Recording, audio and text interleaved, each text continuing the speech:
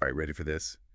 We're diving deep into the world of human rights. Yeah, specifically what it takes to become a human rights officer.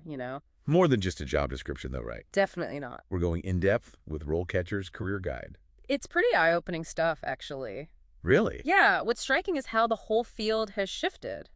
How so? Well, we used to treat human rights as like this separate thing. Right. But now it's everywhere. Every industry is realizing It's got to be integrated. that human rights, they're not some optional extra. They're fundamental. Totally. And it seems like companies are catching on, which is... It's about time, right? Yeah, and for those wanting to make a real difference, well, It means more and more opportunity. more opportunities are popping up. But before we get carried away, let's break it down. What does a human rights officer actually do? On a day-to-day basis, yeah. Because it's more than just a title, right?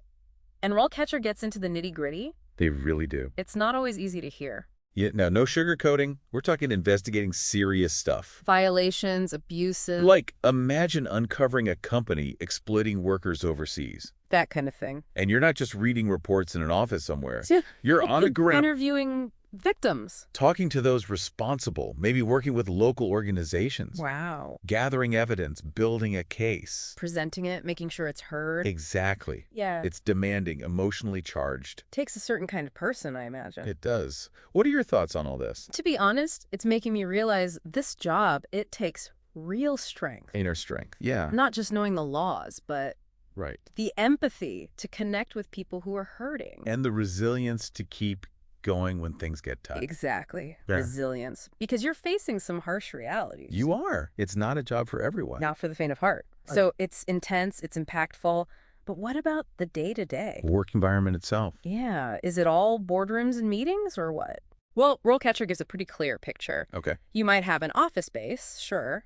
But field work, travel, Oh, what? often part of the deal. So you could be. Think about it. Yeah. To really understand human rights violations, sometimes You have to see it firsthand. you've got to go where they're happening. So you could be on the ground yeah, in another culture completely, completely different world sometimes. trying to piece together the truth. It's not your average 9 to 5. Not at all.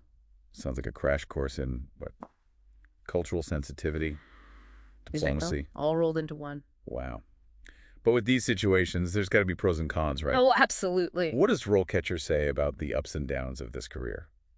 They're very honest, which is good. They Gotcha. lay it all out, the incredible rewards, but also, The not so glamorous side. yeah, the potential downsides. Okay, so let's start positive. Making a difference. Huge pro. That's got to be the biggest one, right? Mm. What else did RoleCatcher highlight? International exposure. Think about it. Wow. You could be collaborating on cases that span continents. That's incredible. And the personal growth potential is huge. I bet. This work, it challenges you, pushes you to grow in ways you never thought possible. You're constantly learning. Yeah. But it can't all be positive, right? Mm. RoleCatcher must mention some drawbacks, too. They did. They were upfront about it. Like, High stress. It takes a toll emotionally. Yeah. Limited job opportunities in some areas. And let's be real. yeah, Potential danger in certain contexts. They were very clear about that. that's a lot to consider. I mean, Yeah. how do you even start to figure out if this career is right for someone? It's a good question. It's a big decision. It really boils down to aligning your values, your passions with the realities of the job. Absolutely. What are your non-negotiables in a career? Right. What matters most? Does the idea of fighting for justice, even when it's tough, even when it's challenging, does that light a fire for you? That's the question, isn't It it? is. Okay, so let's say you're ready. You're fired up about human rights work. What's the path? How do you actually become a human rights officer? RoleCatcher gives some solid guidance there. Good, good. Usually starts with a bachelor's degree in a relevant field. Okay, so like what specifically? What are we talking? Well, law is a strong foundation, Makes sense. but also political science, international relations, even sociology, social work. Interesting. It's about understanding people, systems, power structures. So you've got your degree. Are you ready to jump right in, or is there more? RoleCatcher really stressed this. Hands-on experience, that's crucial. Ah, so it's not just about what you know on paper. Right. Internships, volunteering with human rights groups. Leaving your hands dirty, so to speak. Exactly. Even advocacy campaigns, these things set you apart. They show commitment. They do. So it's like, don't just tell me you're passionate, show me. Exactly. These experiences are your training ground. That's where you develop those essential skills of a human rights officer. Which, as we've been saying, it's more than just legal knowledge. Much more. So, in terms of skills then, what are we talking about? What helps someone really thrive in this line of work? RoleCatcher must have some insights there. They do. They highlight analytical thinking as being key. Okay, so being able to, You've got to break down complex situations. right, like a puzzle almost. See the connections, the patterns. Gotcha. But it's not enough to be book smart. You need strong communication skills. Of course, yeah. Being able to explain those complex situations. Exactly. Speaking, writing, active listening, connecting with people from all walks of life. It's interesting. It's almost like those skills, they're all connected. They are. It's not just about being, book smart. Yeah. It's about having that human element too. Absolutely. And you can't forget empathy. Empathy, right. You're dealing with people who have been through incredibly difficult experiences. Trauma, hardship. Being able to understand their pain, to connect with it, it's essential. It's like you need that balance. You do. Toughness, but also that softer side. Being able to connect with people on that human level. And on top of that, discretion. Discretion, yeah. You're handling sensitive information, confidential situations, knowing when to speak up, when to stay silent. That's a skill in itself. It is. It's crucial. It's a lot. But it sounds like the rewards, the impact, it makes it all worthwhile. It can. It definitely can. It makes you realize how much responsibility comes with this kind of job. It's a lot to handle, for sure. And it reminded me of something else RoleCatcher mentioned, being organized. Oh, yeah. Crucial. They're juggling cases, deadlines, all these different people involved. Right, and keeping everything confidential. Exactly. And all those records. It's a lot, but then you see the impact. That's got to be what keeps you going. It is, knowing you're making a difference. Absolutely. Yeah. But RoleCatcher also said, it's not like you stop learning once you've got the job. Oh, not at all. This field is always changing. So you're constantly learning new things. Exactly. Laws change, new challenges come up. You got to stay on top of it all. Makes sense. So how do they recommend doing that? They say stay up to date on human rights law, go to conferences, join organizations. It's like you're always a student.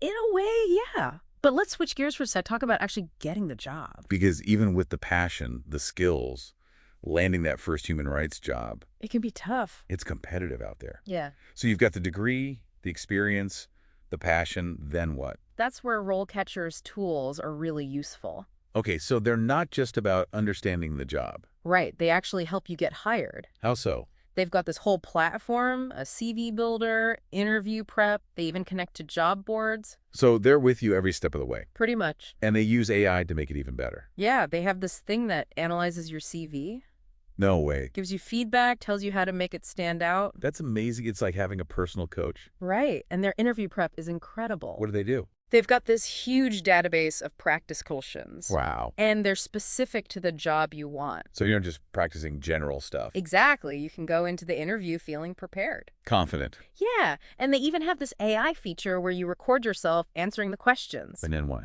The AI gives you feedback on how you did. No way. That's wild, like having a personal coach analyzing every word. It really helps you put your best foot forward. Okay, so you nail the interview, get the job. What's next? What does a typical career path look like? RoleCatcher talks about that too. There's a pretty standard progression. Okay, what's that like? You might start as a junior officer, then move up to senior, maybe even principal. And with each step, more responsibility. Exactly. So as a junior officer, you're kind of learning the ropes, Assisting with investigations, building your skills. getting that practical experience. Right, but as you gain experience, you get to take on more. Lead your own investigations, maybe. Exactly. You might even start developing strategies. To tackle bigger issues. Yeah, or advocate for policy changes, maybe even at an international level. Wow. From individual cases to global policy, that's quite a journey. It is, and it shows how many different paths you can take. So much variety. It all depends on what you're passionate about. What you're good at, where you want to make a difference. Exactly. This is a lot to take in. I feel like we've covered so much. We have, from the day-to-day to the bigger picture. The skills you need, the resources out there, it really does sound like you're constantly growing in this job. You are, both professionally and personally. It's more than just a job title. It really is. And that's something RoleCatcher kept emphasizing, like it takes real passion. Commitment to and a desire to, Make a difference. Exactly. Oh, it's like a calling almost. You could say that. As we wrap up, I want to go back to something we talked about before. Okay. Yeah. How do your skills, your experiences fit into this? That's a good question to think about. It's not just about, checking boxes on a job description. It's bigger than that. It's about finding that intersection of your passions and what the world needs. Where they overlap. Exactly. Maybe you're a natural investigator, love digging for the truth. Right. Some people are drawn to that. Or you're a great communicator, can really connect with people through your words. Powerful skill. No matter what your strengths are, there's a place for you in this field. That's a good point. We all have something to offer. It's inspiring, actually. It is. We can all play a part in making the world a bit better, a bit more just. I agree. So if this conversation has got you thinking, definitely check out RoleCatcher's website. Yeah, they've got tons of info on this career path. And others too, right? Oh, yeah, definitely. It's a great starting point for anyone who, Wants to make a difference. Exactly. So to everyone listening, if this sparks something for you, don't ignore it. Dive in, do some research, see where it leads you. The world needs people like you, passionate, ready to make things better. And you never know. Maybe someday you'll be the one inspiring others. Love that. That's a wrap for today's deep dive into the world of human rights. We've explored a lot, but more importantly, hopefully, we've inspired some folks out there. Till next time, keep those questions coming, keep exploring, keep fighting for what you believe in,